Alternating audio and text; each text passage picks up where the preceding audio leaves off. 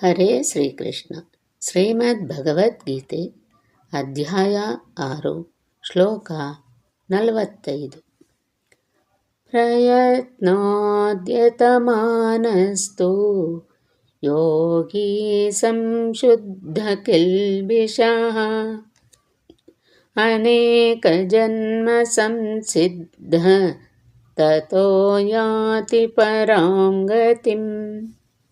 ಈ ಶ್ಲೋಕದ ಭಾವಾರ್ಥ: ವಿಶೇಷವಾಗಿ ಧಾರ್ಮಿಕವಾದ ಅಥವಾ ಶ್ರೀಮಂತವಾದ ಅಥವಾ ಪವಿತ್ರವಾದ ಸಂಸಾರದಲ್ಲಿ ಹುಟ್ಟಿದವನಿಗೆ ಯೋಗಾಭ್ಯಾಸಕ್ಕೆ ಅನುಕೂಲವಾದ ವಾತಾವರಣವಿದೆ ಎಂಬುದರ ಅರಿವಾಗುತ್ತದೆ.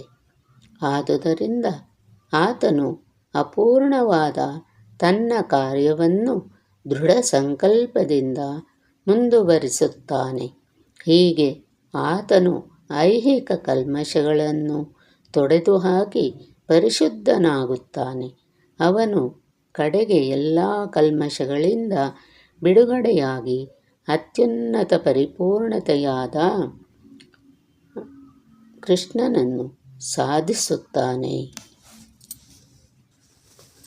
ಯೋಗಿಯು ಎಲ್ಲ ಕಲ್ಮಶಗಳನ್ನು ತೊಳೆದುಕೊಂಡು ಶುದ್ಧನಾಗಿ ಇನ್ನಷ್ಟು ಪ್ರಗತಿಯನ್ನು ಸಾಧಿಸಲು ಶ್ರದ್ಧಾಪೂರ್ವಕ ಪ್ರಯತ್ನವನ್ನು ಮಾಡುತ್ತಾನೆ.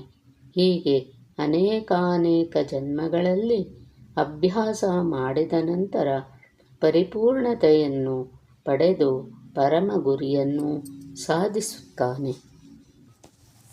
ಹಲವಾರು ಜನ್ಮಗಳಲ್ಲಿ ಪುಣ್ಯ ಕಾರ್ಯಗಳನ್ನು ಮಾಡಿ ಎಲ್ಲ ಕಲ್ಮಶಗಳಿಂದ ಮತ್ತು ಎಲ್ಲ ಮಾಯಾ ದ್ವಂದ್ವಗಳಿಂದ ಸಂಪೂರ್ಣವಾಗಿ ಬಿಡುಗಡೆಯನ್ನು ಪಡೆದ ನಂತರ ಮನುಷ್ಯನು ಭಗವಂತನ ದಿವ್ಯ ಪ್ರೇಮಪೂರ್ವಕ ಸೇವೆಯಲ್ಲಿ ತೊಡಗುತ್ತಾನೆ.